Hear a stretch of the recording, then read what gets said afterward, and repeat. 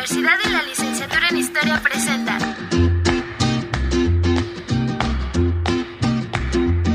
Trapitos de Clio, reviviendo la historia.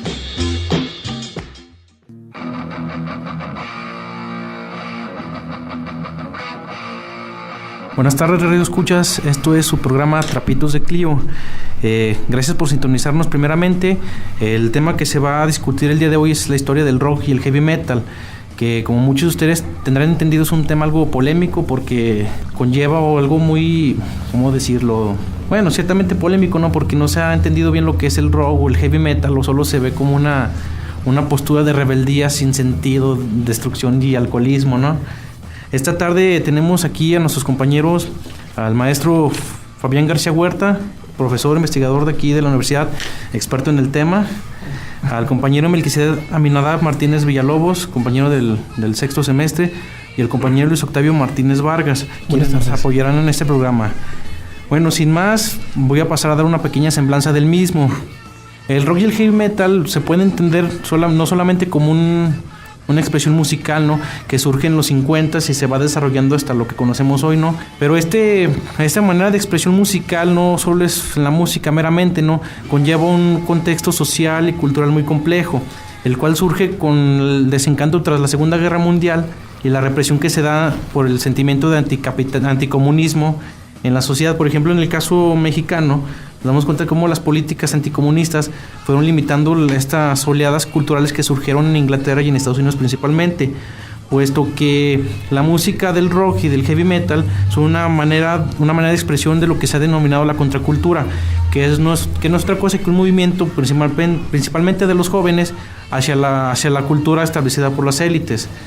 Esto surge, por ejemplo, en lo musical meramente con el blues, que es música de los oprimidos, música de los negros, y así va evolucionando hasta el rock and roll, con figuras que en un principio representaban lo que es rebeldía, como el mismo Elvis Presley o sus contemporáneos, que después fueron siendo controlados por los medios de comunicación. Esto con el fin de evitar este acto de rebeldía que representaba en los jóvenes un desahogo social, ¿no? Una manera de escape para su vida diaria, que muchas veces eran jóvenes de clase media baja, la mayoría. Pero bueno, quisiera concluir con esto de que el rock y el heavy metal es una expresión de muchas que tienen su origen común en el blues y que se va desarrollando a través de la segunda mitad del siglo XX. Para esto quisiéramos mandar a una primera sección musical que está a cargo de Black Sabbath con el tema Iron Man, que es una canción que se publicó originalmente en el álbum Paranoid de 1970, en donde empieza a tomar donde demuestra que la música puede ser pesada sin ser meramente acelerada, ¿no? Y pues los dejamos con esto.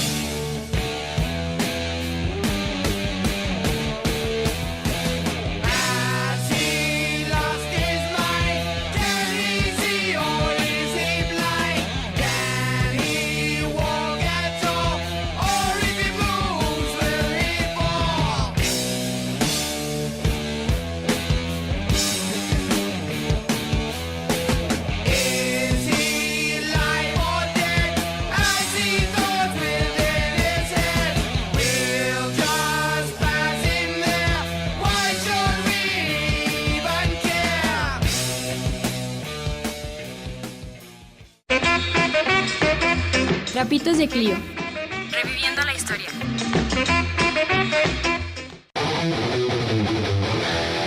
Bueno, ya estamos aquí de regreso y bueno, vamos a empezar con esta que es sección de opinión, y me gustaría darle en primer lugar la palabra al maestro Fabián, pero con una pregunta. que dice, ¿cuándo surgió el rock y cómo se expandió? Bueno, lo que pasa es que, como habías dicho, surge precisamente en Estados Unidos a partir de esta mezcla entre el blues el country y este tipo de expresiones, ¿no? De que ya, bueno, el vinil sobre todo es el que ayuda a la expansión de la música, porque, bueno, había los estudios donde tú podías llegar y grabar tu canción, ¿no? Entonces, bueno, la radio no estaba tan comercializada, entonces, bueno, afortunadamente creo que eso ayudó mucho, ¿no? El hecho de que cada quien pudiera llegar, grabar su propio disco y empezarlo a distribuir, así empezó Johnny Cash y empezaron muchos otros.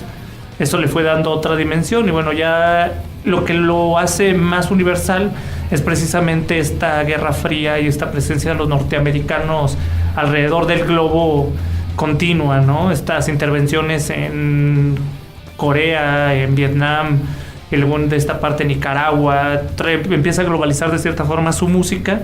Y así se empiezan a dar a conocer un montón de grupos que, bueno, estaban en apogeo en ese momento, ¿no? Los Doors, Janis Joplin, Jimi Hendrix, los Rolling Stones, ¿no? Cosas que ya eran diferentes de lo que se estaba manejando comercialmente, que eran generalmente el rock and roll más tradicional, incluso, bueno, el sacar versiones menos rebeldes, ¿no? Como Paul Anka y cosas así. Y ya lo más radical, que, bueno, era precisamente Jerry Lee Lewis y cosas mucho más violentas, ¿no? Pero bueno, eso fue generando ya un mercado diferente. Little Richard. ¿Quién más? Yo pienso que expositores de gran rebeldía eran Little Richard, ¿no? O sea, Long Tall Sally, canción que luego Paul McCartney va a coverear, es una canción ultra agresiva. La voz que maneja Little Richard es de un registro muy alto, o sea, son gritos que no se habían escuchado. Tal vez Jerry Lewis también con Great Balls of Fire, los 50 también daría un golpe estruendoso. Pero no nada más es la música, sino cómo llevaban ellos la vida. O sea, Jerry Lewis se casó con una muchachita. Cuando llegó a Inglaterra casi lo sacan a patadas. Yo pienso que vida y música tienen que estar como concomitantes en la acción musical. Sí, es precisamente que por esto se puede hablar como del rock como una forma de protesta social. Pues sí, o sea, de cierta forma era una rebeldía, pero una rebeldía que vivía, ¿no? O sea, Richard era pues, homosexual, ¿no? Abiertamente, y no le importaba mucho la cuestión social. Es decir, estaban rompiendo con paradigmas, ¿no? Elvis Presley pues tenía todo el aspecto sexual en sus movimientos. Entonces sí había una reacción a esta sociedad americana más conservadora, en base más que nada a las cuestiones bélicas, ¿no? Que habían estado sufriendo los norteamericanos. Pero bueno, ya cuando se traslada acá, en México, por ejemplo, pues ya se absorbe de una manera diferente. Sí, de hecho creo que tengo entendido, por ejemplo, en el caso de Inglaterra, es social por el contexto en que varias bandas, por ejemplo Black Sabbath, me recuerda mucho de que mencionan de que se formaron en sectores obreros, ¿no? Que muchos de ellos trabajaron en la metalurgia, ¿no? Eso como que es un contexto obrero de clase mediero bajo, ¿no? Sí, pero aquí, bueno, interrumpiendo, aquí en Estados Unidos se nota algo muy diferente. Estamos hablando de hombres que vienen de la Segunda Guerra Mundial, que crían hijos sin represión alguna, ¿no? Elvis con la sexualidad eufórica, Little Richard con su sexualidad tan abierta, Jerry Lewis con una pedofilia muy muy sangrante, Barry Maguire que empieza a utilizar el gutural en su canción Víspera a la Destrucción. Ya son personas muy abiertas. Barry Maguire tocaba country y utilizar gutural en el country era decirle a Johnny Cash que se fuera a dar una vuelta, ¿no? Realmente la música en los 50 sería un gran cimiento para el metal y para el rock en general. Sí. ¿Algún comentario, Melqui?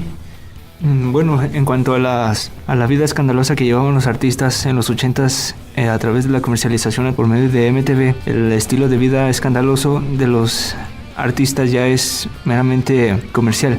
Como por ejemplo esto se puede evidenciar en la película de Rockstar, protagonizada por Mark Wahlberg, cuando entra en crisis debido a que se distancia de su novia y le comenta que su trabajo era vivir las fantasías de aquellos que únicamente podían soñarlos. Bueno, creo que era todo. Bueno, como podemos darnos cuenta, pues incluye varios aspectos, ¿no? Por ejemplo, aquí nos preguntan ¿cuáles son los aspectos meramente sociales que ustedes consideran que son más influyentes en la música del rock, ¿no? Incluyendo todos sus derivados. Por una parte, bueno, yo creo que sí, el contexto sexual, bueno, lo sexual, ¿no? Sobre todo esta libertad que se empieza a dar a finales de los años 50, así que va a ser un ícono de los años 60 y parte de los 70. Por otro lado, la cuestión social de que la mayoría pues, son jóvenes de clase media alta, media baja, pero como que son esos sectores los que más empiezan a rebelar en contra, por ejemplo, de ir a la guerra, ¿no? De enlistarse en el ejército, y es lo que va a dar pie al movimiento hippie, ¿no? De crear una comunidad en el Estado, pero aparte del Estado. Entonces, bueno, son algunos de los aspectos, y ciertamente, bueno, en Estados Unidos sí toma diferentes variantes, ¿no? La música pop empieza a tomar el escándalo, pero como una mercadotecnia, ¿no? Mientras que el rock pues, lo veía más bien como una forma de vida, de desesperación de este tipo de gente que estaba como que en otro ambiente. Esto sí ya tiene como un parteaguas un poco diferente.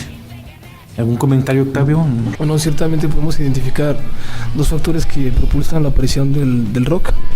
Uno sería el sentimiento de opresión clásico en el estado burgués, siendo medio, bajo, alto, y el otro sería la entrada de nuevas ideas a Estados Unidos. Pero tendremos que ver dos potencias en este momento, en este espacio temporal. Los 50 son Inglaterra y Estados Unidos. Los dos comparten una evolución industrial y tecnológica muy alta, y los dos tienen influencia uno del otro, o sea, se tiene una actividad retroactiva, ¿no? O sea, ese avance tecnológico propulsaría la creación de nuevas industrias, y esas industrias propulsarían la opresión de esas masas, o ellos sentirían ese sentimiento de opresión. Pienso que más que nada el rock en sí, el rock es expresión hacia la rebelión, ¿no? De no quiero estar en el establishment, en el cubo, y por eso se genera esa música agresiva. Aunque tocando el tema del país de México, aquí César Costa y los Rocking Devils y los Teen Tops no adoptaron el sentimiento de rebeldía. Más bien somos burgueses, somos juniors y vamos a estrellar nuestros coches contra los pobretones. Sí. Más que nada fue eso. Aquí es parte, no, pero que te interrumpa, que es parte de la política, de las élites políticas, ¿no? Como para contrarrestar estas olas de rebeldía, ¿no? Que tengo entendido se empezó a dar en Estados Unidos con la represión que se le trató de dar, o que se le dio según algunos a Elvis Presley, controlando por los medios, y que posteriormente recaerían estas figuras pseudo rockeras, ¿no? Claro. Pero aquí probablemente no haya sido tanto un sentimiento que haya nacido de arriba hacia abajo, sino que ellos mismos tenían ese sentimiento de ser así, ¿no? O sea, que nunca aspiraron a nada más, ¿no? Ni César Costa ni Enrique Guzmán no aspiraban a otra cosa. O sea, no era de que lo reprimieran, sino que así querían estar ellos. Porque el movimiento chicano, que se va dando más o menos al mismo tiempo, pues ellos sí tenían otro tipo de cuestiones, ¿no? La revolución de Emiliano Zapata, los Dog Dogs, el Toncho Pilato, Chuck Moll, o sea, tenían otros movimientos y que sí querían destruir los amplificadores. O sea, se me viene a la mente la canción más famosa, más choteada de la revolución de Emiliano Zapata, la de Nasty Sex, sexo sucio. Tiene un solo impresionante, muy, muy bueno, muy ensablado, y dura mucho.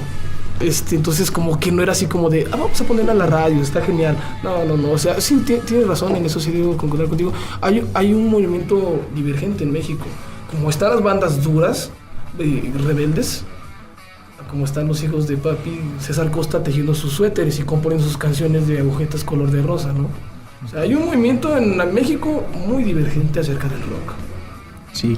En cuanto a esto de la sexualidad, por ejemplo, aquí nos preguntan que cuál es la diferencia entre el rock y el rock and roll. Según nos maneja José Agustín en su famoso libro La Contracultura en México, aquí lo maneja que rock and roll es más una ideología, no una forma de vivir, ¿no? Que lo interpreta como vamos a follar, ¿no? Por así decirlo. Y el rock se queda meramente en lo musical, ¿no? También aquí nos maneja la idea de que el rock and roll es una generalización tanto del rhythm and blues y del rockabilly blanco, ¿no? Que es como esta idea de conjugar lo afroamericano y lo meramente caucásico, ¿no? ¿Qué opinan? Pues creo que ahí más bien son cuestiones un poco sutiles y un poco de discusiones bizantinas, ¿no? Porque es dependiendo de cada quien que entienda por y qué le quieras poner, pero en realidad pues rock and roll es todo, ¿no? O sea, es parte de todo. De hecho, cuando te dicen que escuchas, a veces dices escucho rock y ya estás englobando incluso hasta el industrial, el black metal, sí, y todo. Claro, o sea, sí. Depende mucho ya de... Porque fue cambiando, o sea, igual y en su momento sí había esa distinción un poco más clara, ¿no? Cuando lo escribió José Agustín, entre lo que era el rock y lo que era la idea del rock and roll, ¿no? Porque igual y él ya estaba pensando precisamente en rock and roll es una idea más de lo que está abajo, y el rock igual y sería lo que te vendía precisamente los Teen Tops y los rebeldes del ritmo, ¿no? Entonces igual y él sí lo estaría viendo por ese lado, pero te digo, pues son cosas como que muy sutiles y así como que no hay mucha diferencia en sí entre la música y bueno, lo que se vive. Lo que entramos, bueno, otra pregunta que nos hacen aquí es, entramos en algo muy polémico, ¿no? Porque nos preguntan cuántos géneros hay, ¿no? Que es algo muy discutido entre los que somos fans, ¿no? Que siempre se arman los greñazos o los madrazos. No, pues es que esta banda es tal, o tratamos de catalogar. ¿Cuál es su opinión al respecto? Para que nuestro público conozca más al respecto. Bueno, en esa cuestión de los géneros, yo creo que hay tantos géneros como las audiencias los van a crear, ¿no? O sea, tenemos delimitados por cuestiones pseudocientíficas acerca de la concepción musical, que existe el rock and roll, y bueno, para mí el rock and roll sí es un género, la combinación del swing con ritmos más agresivos, con melodías disminuidas a la séptima. Para mí eso es el rock, predominancia de guitarra, bajo, voz y batería. Eso para mí sería el rock, ¿no? Pero ya entrando en cuestiones de géneros acerca, por ejemplo, del metal, el metal se está volviendo infinito. O sea, hacía 10 años y había metal industrial, había heavy metal, había power metal, groove metal, black, death metal, thrash metal, y se acababa, ¿no? Para de contar. Pero no, o sea, entramos a la década del 2000 y entra el pagan metal y sus divergentes, ¿no? El Celtic, el Viking metal y Epic metal, el Epic metal, y ya hay hasta combinaciones de industrial con black. Y o sea, claro que ahorita la comunicación nos ha abierto nuevos horizontes y ha habido un crecimiento enorme, así que podemos decir que género es el que la gente crea, ¿no? Y cómo los músicos lo van bautizando. Sí, Lemmy Kilmister dice que el heavy metal es rock and roll. Entonces yo pienso que el término género en el metal como que no es muy aplicable. No, aparte, bueno, yo creo que pasó un poco como con la electrónica, ¿no? Que de repente todo el mundo ya quería tocar algo diferente, ya nomás hacía una pequeña fusión y ya quería crear otro género diferente, ¿no? Adelantándose un poco esta idea que estamos hablando de, bueno, de la historia y de quién se había creado un género a partir de una canción o a partir de un ritmo. Pero pues, sí, es muy subjetivo, ¿no? Ahora ya hay muchos subgéneros que nomás meten un poquito de violín y ya es otra cosa diferente, sí, según ellos. Sí. Entonces, o según alguna gente del público, ¿no? Entonces sí es demasiado, pues sí, amplio y subjetivo saber realmente cuántos géneros son en sí. Sí, tiene razón. E incluso en el mismo ámbito de los géneros, incluso surgen géneros marginales como el glam o el grunge, y también incluso en esto surgen las rivalidades entre los subgéneros. Sí, que es algo muy común, ¿no? Que siempre nos identificamos, o erróneamente, no sé si verlo de esa manera, nos identificamos más con un subgénero y se provocan estos conflictos dentro del mismo movimiento global, ¿no? Porque por ahí comentaban que el que realmente, bueno, no sé qué opinan ustedes, yo había escuchado que realmente el subgénero, por llamarlo así, que le dio difusión a nivel mundial al metal o al rock, como fue el glam, ¿no? O el llamado hair metal. ¿Ustedes qué opinan, no? Porque es una visión muy de los 80s, ¿no? Yo pienso que aquí el experto es Melquisedec. Bueno, el glam sí se explotó la industria de la televisión con MTV Music. Y este género se surgió en el 81 de la mano de Motley Crue y finalizó en a principios de los 90.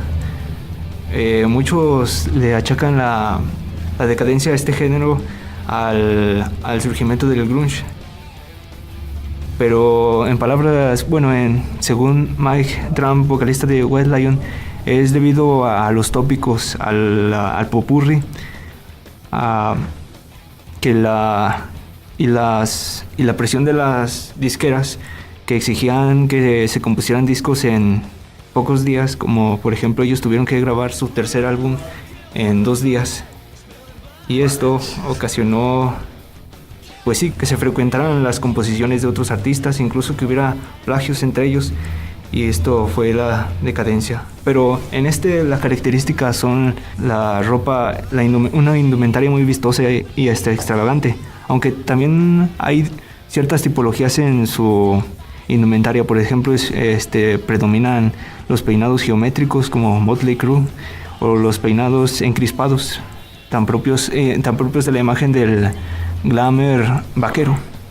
Bueno, yo pienso que hasta hoy por hoy debemos de aceptar que hay una banda, no sé si, creo que ya no existe, Crash Diet, fue la banda, son de la Liga Nórdica, exactamente no sé de qué país vinieron a reivindicar las ventas del género.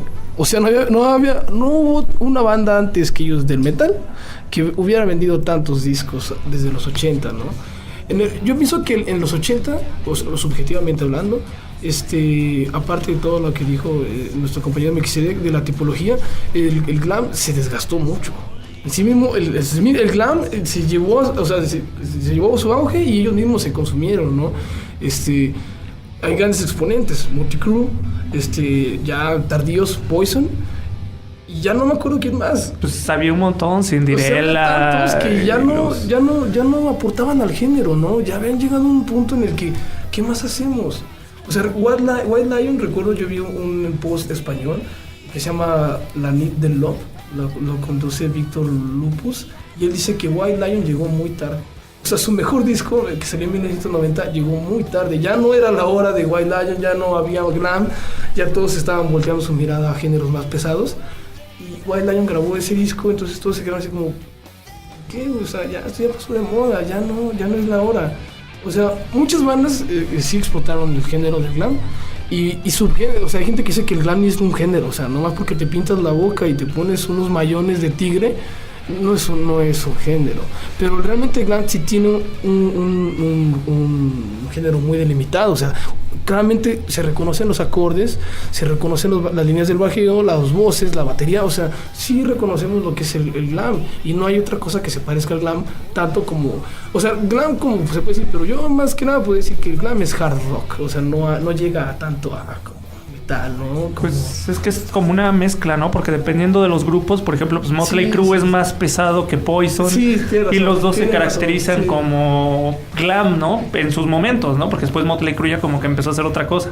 Pero también estaban los New York Dolls y Cinderella y Warrant, y entonces había un montón de cosas que estaban, bueno, que era de lo que más se rescataba, porque sí, después empezaron a surgir grupos hasta por debajo de las coladeras de heavy trash metal, que ya, bueno, muy pocos eran trash, pero todos se sentían bien malotes y todos andaban greñudos y todos tenían la pose acá de soy carita, soy guapo, de balas Pero en cuanto a que si es género o no, incluso tiene un subgénero el glam metal, que es el sleaze rock o sleaze metal, que es una imagen más callejera, más desaliñados, y las bandas representativas de son Guns N' Roses y Skid Row. Yo nunca he catalogado a Skid Row como glam. Es que depende ya más bien, te digo, de eso, de la subjetividad de quién los cataloga y bajo qué preceptos los cataloga, porque una banda puede entrar en muchas categorías, porque bueno, tenemos así como que básicamente, ¿no? Se podría dividir que hay 3 tipos de banda, ¿no? O sea, las que han tenido mucha presencia en el movimiento porque han estado desde los orígenes, como los Beatles, los Rolling Stones, y que son las que se encargaron de hacer de cierta forma un poco más famoso esto. Ya las que son completamente populares, que han surgido dentro del mismo movimiento y que son tan populares que son las que abren precisamente el mercado, ¿no? Metallica en su momento se volvió tan popular que dio espacio a muchos otros grupos que sin ellos no los hubiéramos conocido, ¿no? Sí. Kiss, con toda su mercadotecnia en su momento, llegó a abrir el mercado de una manera pues muy loca, ¿no? Incluso hasta los Doors en su momento. O sea, cuando algo se vuelve demasiado comercial, abre las puertas. Y por otro lado están los grupos que han creado de cierta manera con su sonido, que a veces no son muy conocidos, pero han llegado a crear mucha influencia en otras bandas. Por ejemplo, King Crimson, Tool, Primus, ¿no? O sea, que de cierta manera han llegado a evolucionar la música, aunque luego no son tan conocidas o tienen un público un poco más específico. Y se quedan en bandas de culto. O sea, no son conocidas, pero sabemos que están ahí y son de culto. Y muchas bandas toman de ahí la fuente del mimir, del conocimiento, y ellos propagan ahí el conocer metalero, ¿no? O sea, King Crimson tuvo su auge underground y de ahí muchas bandas se agarraron para agarrar, o sea, elementos de su música los explotaron a otros niveles. Ciertamente es algo muy interesante. Este tema, pues, hemos visto, es muy apasionante, ¿no? Y da para más. Pero por el momento creo que llegamos a la conclusión de esta pequeña mesa de opinión, pero agradecemos la participación de los compañeros que nos han abierto el panorama al público que nos está escuchando. Quisiéramos despedir esta sección con otra canción que se llama Black Knight de Deep Purple, una de las más representativas de su género, y los dejamos con esto.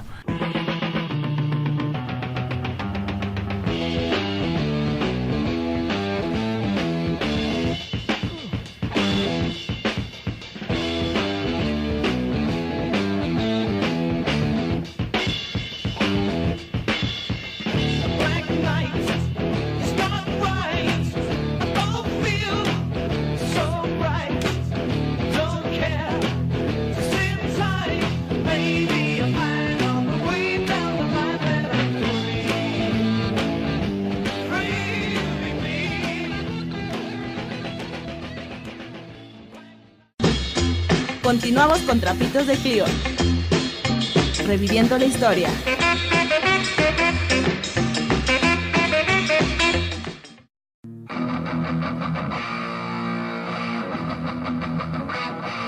Bueno, ya estamos de regreso aquí en la sección final de su programa Trapitos de Clio.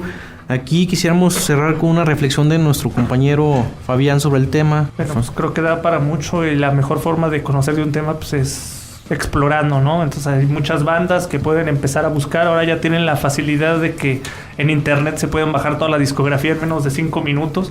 Entonces ya no tienen así como que muchos pretextos como antes, que había que ir hasta el Chopo o había que esperar que viniera alguien y te trajera el cassette o el disco, ¿no? Ya tienes mucha ventaja, y aparte pues hasta en el mismo YouTube, ¿no? Te pones a ver un video de un grupo que no conocías y te saca links a otros videos similares, ¿no? Otros grupos similares. Entonces creo que los programas y lo que nos da el internet ahora es una posibilidad precisamente de conocimiento que podemos explotar. Bueno, pues muchas gracias. Nuevamente reitero el agradecimiento a nuestros participantes, Melquisedec, Octavio y Fabián. Quiero despedir el programa no sin antes recordarles que nos escuchen todos los lunes a las 6:30 de la tarde por Radio Universidad 94.5 FM, así como escuchen los viernes La Terca Memoria, programa de historia de los profesores del Departamento de Historia, que sale los viernes a las 5:30 por esta misma señal. Asimismo, los invitamos a seguir escuchando los domingos La Revolución Virul, que sale a las 7 de la noche. Pues con eso los dejamos y muchas gracias. Hasta la próxima. Radio Universidad y la licenciatura en Historia presentaron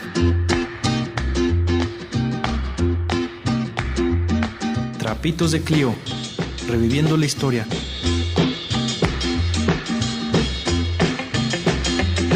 Escúchenos en nuestra siguiente emisión.